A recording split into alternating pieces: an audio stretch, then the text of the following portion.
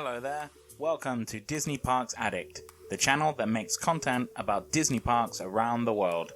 Today, we will be guiding you through all the current attractions in Epcot at Walt Disney World in Orlando, Florida, as well as taking a quick look at what's to come over the following years. If you're also addicted to Disney parks, please think about subscribing to this channel. It really helps to motivate me to making more videos. So, without further ado, let's take a look at the attraction closest to the entrance, Spaceship Earth. This opening day ride is the most iconic in the park, and I can easily say is my favorite in Epcot, and may even be in my top 5 Disney attractions of all time. The attraction tells the history of communication, with a focus on the development of cultures and the future of technologies, and features many different scenes and audio animatronics. Personally, I preferred the older Jeremy Irons narration compared to the newer Judi Dench version, but it still has kept that classic feel. I still remember the first time seeing the Disney golf ball and being amazed that they managed to put a ride inside it, and what a ride it is. It was announced at the recent D23 Expo that it will be renovated once again, and some of the later scenes will be updated and will include a new storyline. I am happy that Disney will continue to modernize this classic attraction. Hopefully, the updates will be completed for Walt Disney World's 50th anniversary in 2021. The ride will be closing on the 26th of May 2020 for its renovation. So, if Epcot does reopen before then, be sure to check it out while you still have a chance. Continuing into Future World East, Mission Space is a centrifuge-based ride that simulates the training required to be a member of the space program. The ride was added in the park in October 2003, replacing Horizons. The first time I rode this attraction, it made me feel incredibly sick, and I had never had a problem with motion sickness before. With every repeat visit to Epcot, I always go into this ride thinking it won't be as bad, but I always end up with a headache or feeling sick. So I decided in 2008 to never ride Mission Space ever again, and I have stuck to that promise. They did include the Green Team element in 2006, which includes no spinning and just small motions, but this just felt rather dull to me. However, I am looking forward to the new Space 220 restaurant that will be added at the end of the year, and it may even convince me to break my 11-year promise. The other attraction in Future World East is Test Track, a high-speed giant slot car ride. It still remains the fastest Disney attraction at 64.9 miles an hour. It opened in 1999 and originally showcased the various tests that cars go through during the testing phase. It was refurbished in 2012 and added an element for the guests to design their own vehicles before riding the attraction, as well as many changes on the interior of the ride. Again, I do prefer the older version of this ride, but I can understand why they added the changes to make it a more unique experience for the guests. To showcase Epcot's future attractions and makeover, the Odyssey Events Pavilion is hosting a series of engaging exhibits called the Epcot Experience Center. Check out the 360 screen and a model of the park using projection mapping technology, showcasing all the new things coming to Epcot. Moving over to Future World West, starting with Journey into Imagination with Figment, and what a mess. This ride has gone through 3 changes since it first opened in 1983, and for me, it has progressively got worse and worse. The original with the Dream Finder was the far superior version of this attraction, and I hope the rumors of another renovation are true. At the moment, the ride is dull and even for kids can be pretty boring, even with the added Figment scenes. Next to Journey into Imagination is the Disney and Pixar Short Film Festival, which replaced the classic Captain EO tribute, and before that, the brilliant Honey, I Shrunk the Audience. The 3D show is composed of 3 animated shorts, and the problem I have with this attraction is that it's just a shadow of the 2 former attractions that was based in this pavilion.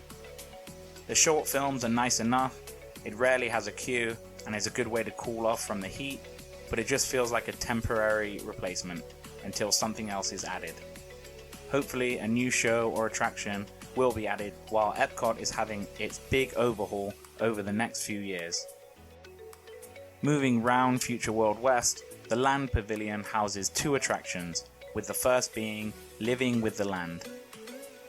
This boat attraction takes guests through a few show scenes with audio animatronics before entering a working greenhouse. I always enjoy this ride as it usually has a low wait time and is an enjoyable, educational 20-minute ride. It showcases a variety of different modern farming methods with lots on display. It's fun to look out for the many hidden Mickeys featured throughout the greenhouses, and it's great to know that all the fruit, vegetables and fish that are farmed here are used in the restaurants around the Walt Disney World resort. The other attraction in the Land Pavilion is Soarin' Around the World, which is a hang glider simulator that flies over various locations around the world. It was added to Epcot in 2005 in its original iteration, Soarin' over California, after the popularity of the attraction in Disney's California Adventure. The new international edition was added in 2016, and I will say I do prefer the original. With the new film, unless you are sitting in the middle row, the screens become a little warped and is very noticeable during some of the scenes and takes you out of the moment. A new movie was added to the Land Pavilion earlier this year called Awesome Planet. It's an eye-opening 4D film about the Earth's biomes and the perils of climate change, and it also features narration by Ty Burrell from Modern Family. The last current pavilion in Future World West is The Seas with Nemo and Friends. This was added in 2006 and replaced the Living Seas. It is an omni-mover ride featuring Nemo and friends in a real aquarium. I know some people do not like IP attractions within Epcot, but I think this is a great fit and uses an innovative special glass effect to project the animated characters into the real aquarium. The exit of this ride takes you into the sea base, a full working aquarium where you can find sharks, stingrays, manatees, dolphins, and a whole plethora of different aquatic life. Another attraction based in the same pavilion is Turtle Talk with Crush, an interactive show starring Crush the sea turtle, who is also from the Finding Nemo franchise. It is a really popular show with the kids, and it consists of an improvisational, real-time conversation with the audience. Similar to the Monsters Inc. laugh floor in Magic Kingdom, the animated characters interact with the audience and is especially exciting for the kids. Sometimes it can be hilarious, but after repeat visits, you usually end up hearing the same jokes. With limited attractions for younger children, this is a great way to keep them entertained. There are 3 new attractions coming to Future World over the next few years. The most anticipated is Guardians of the Galaxy Cosmic Rewind, an indoor roller coaster and Walt Disney World's first ever attraction featuring Marvel characters. This ride will replace Ellen's Energy Adventure in the Universe of Energy Pavilion and is planned to open in 2021. The next new attraction, also planned to arrive in 2021, is Play, which will be a new pavilion replacing the Wonders of Life.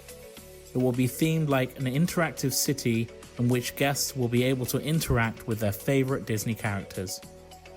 And the last new attraction that was announced at last year's D23 is Journey of Water, a walkthrough attraction inspired by the popular movie Moana.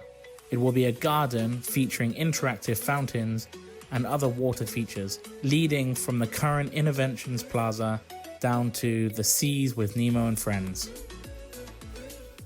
Moving out of Future World and into World Showcase, starting with Mexico's attraction, Gran Fiesta Tour, starring the 3 Caballeros.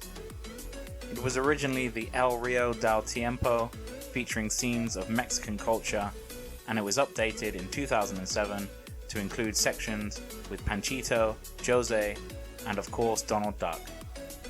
I love this dark boat ride due to its setting within the interior of the Mexican pavilion, the way it passes by the restaurant, and it has a very short wait time and usually is a walk-on. There have been rumors of a renovation to change it to a Coco attraction, which I'm all for, but they will need to add extra queue lines to accommodate the extra guest traffic.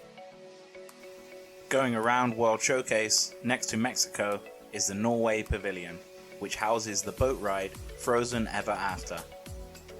Of course, before Frozen Ever After was the cult classic Maelstrom, which showcased Norway and Viking culture, and even had one section of the boat hanging off a ledge which could be seen from the exterior of the ride. In 2016, it was changed to Frozen Ever After with all the popular characters and songs. I can understand why Disney made the change to offer something more for the younger guests, but the nostalgia of Maelstrom makes me wish it had stayed the same. With the change, it now has long wait times, and a fast pass is a must. World Showcase also has two 360 Circle Vision theaters, one in the Canada Pavilion, which has currently stopped showing the film Oh Canada, while they get ready for a new offering, Canada Far and Wide. The other theater is in the China Pavilion, and they are currently showing Reflections of China, which started its run in 2003. Having lived in China for 9 years, I've got to see some of the beautiful scenery and learned a lot about the history which is shown within the movie. But as China has been and is rapidly developing, the movie is now outdated. But similar to Canada, the film Reflections of China will be replaced by an updated offering, Wondrous China, in the coming months.